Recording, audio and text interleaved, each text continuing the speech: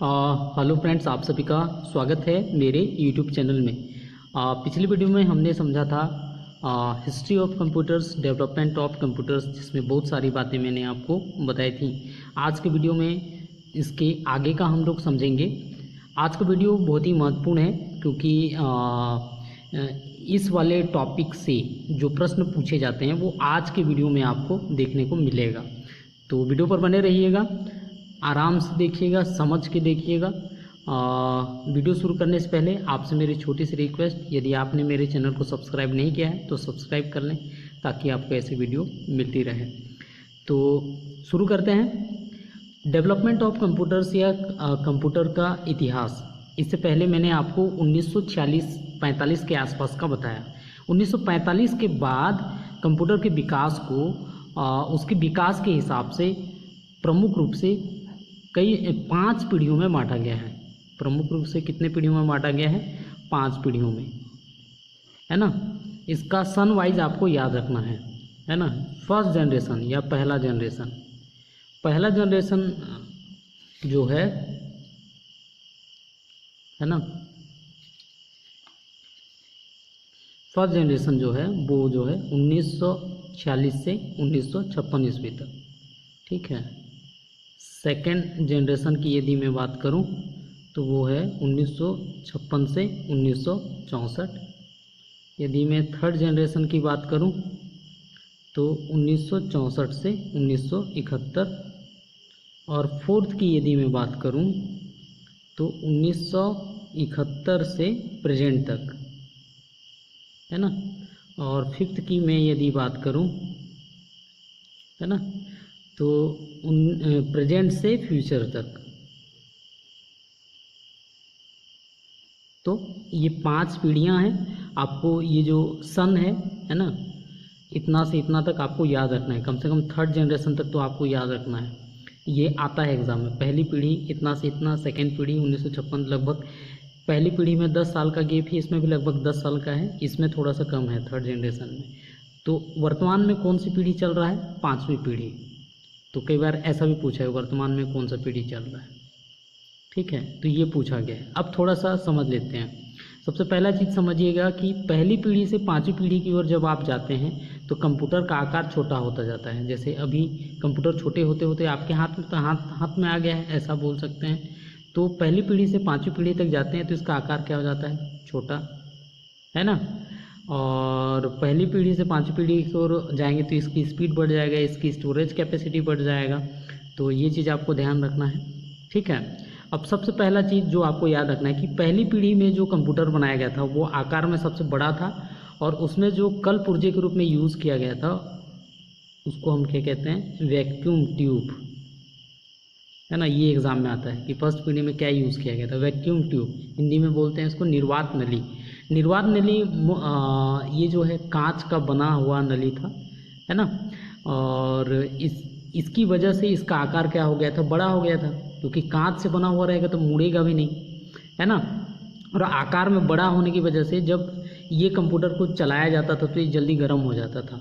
तो vacuum tube जल्दी गर्म ना हो इसके लिए इसमें बहुत सारे एसी भी लगाए गए थे, तो आकार और बड़ा हो गया, ठीक है। तो आकार क्या हो गया? और बड़ा हो गया। तो इसकी वजह से वैक्यूम ट्यूब, कांच की नली का यूज़ करने के कारण, बहुत सारे एसी का यूज़ करने के कारण इसका आकार क्या था? बड़ा था, ठीक है। पहली पीढ़ी की कंप्यूटर का एग्जाम्पल यदि मैं कहूँ तो थोड़ा सा याद रखिएगा, एग्ज़ाम में आता है ENIAC। ये पहली पीढ़ी का कंप्यूटर है ना। ENIAC का फुल फॉर्म में याद रखिएगा, electronic numeric integrator and computer. ये याद रखना है, ठीक है। तो ये हो गया पहली पीढ़ी। तो पहली पीढ़ी में चुनौती क्या था? आकार में बहुत बड़ा था, बार बार ठीक करना पड़ता था, है ना। और पहली पीढ़ी का जो कंप्यूटर का जो प्रोग्रामिंग किया गया था वो मशीनी भाषा में किया गया था, या मशीनी लैंग्वेज, मशीनी और असेंबली में किया गया था। तो समझने में भी थोड़ा सा क्या होता था? दिक्कत। हर कोई इसको चला नहीं पाता था, ठीक है। तो सेकेंड जनरेशन ऑफ कंप्यूटर में सबसे महत्वपूर्ण काम जो किया वो वैक्यूम ट्यूब को हटा दिया गया। और वैक्यूम ट्यूब को हटा के किसका यूज़ किया गया? ट्रांजिस्टर, है ना। ट्रांजिस्टर के यूज़ करने के कारण इसका आकार काफ़ी कम हो गया, है ना।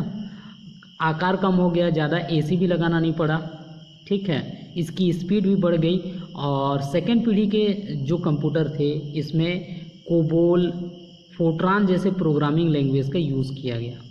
कोबोल, फोर्ट्रान जैसे प्रोग्रामिंग लैंग्वेज का यूज़ किया गया, है ना। तो ये आपको याद रखना है। पहली बार प्रिंटर का यूज़ सेकेंड पीढ़ी में किया गया, ये थोड़ा सा याद रखना है। ट्रांजिस्टर तो आपको याद रखना ही है, ट्रांजिस्टर का यूज़ किया गया। थर्ड जनरेशन की यदि हम बात करें तो आकार और कम हो गया क्योंकि आईसी का इसमें प्रयोग किया गया था। आईसी मतलब होता है इंटीग्रेटेड सर्किट। आईसी एक छोटा सा चिप हुआ करता है, जैसे मेमोरी है आपका, है ना, उसमें जो सर्किट है उसको आसानी के साथ रखा जा सकता है। तो आईसी के यूज़ के कारण कंप्यूटर में काफ़ी मतलब बहुत बड़ा क्रांति आया है, आकार में काफ़ी छोटा हो गया, सस्ता हो गया ये, है ना। तो ये आपको याद रखना है। आईसी का प्रयोग कौन से जनरेशन में किया गया था? तीसरे जनरेशन में, थर्ड जनरेशन में, 1964 से 1971 के बीच, ठीक है। फोर्थ जनरेशन में क्या हो गया कि कंप्यूटर की स्पीड को बढ़ाना है। आईसी आकार तो छोटा हो गया, इसकी स्पीड को कैसे बढ़ाएं? तो कई सारे आईसी को आपस में जोड़ा गया, तो आपस में आईसी को जोड़ा गया तो उसको नाम क्या दिया गया? VLSI। इसका पूरा नाम होता है VLSI, मतलब होता है very large scale of integration. ये सीधे सीधे एग्जाम में इस तरीके फुल फॉर्म भी पूछता है, तो आपको याद रखना है, very large scale of integration, VLSI। Clear है? जिसमें कई सारी आईसी को जोड़ के बनाया गया था, ठीक है। तो ये फोर्थ जनरेशन हो गया। फिफ्थ जनरेशन में और ज़्यादा आईसी को जोड़ा गया तो उसका क्या नाम रखा गया? ULSI, ultra large scale of integration, है ना। तो इस तरीके से आपको याद रखना है ना। मुख्य रूप से फर्स्ट जनरेशन का 1946 से 1956 क्या यूज़ किया गया था? Vacuum tube. सेकेंड जनरेशन में ट्रांजिस्टर, थर्ड जनरेशन में आईसी, फोर्थ जनरेशन में VLSI, फिफ्थ जनरेशन में ULSI, ultra large scale of integration. तो इस तरीके से जनरेशन ऑफ कंप्यूटर कंप्लीट होता है ना। फिर अगला हम लोग देखेंगे कंप्यूटर के प्रकार। यदि वीडियो आपको अच्छा लगा होगा तो अधिक से अधिक लोगों तक शेयर करना ना भूलें। धन्यवाद।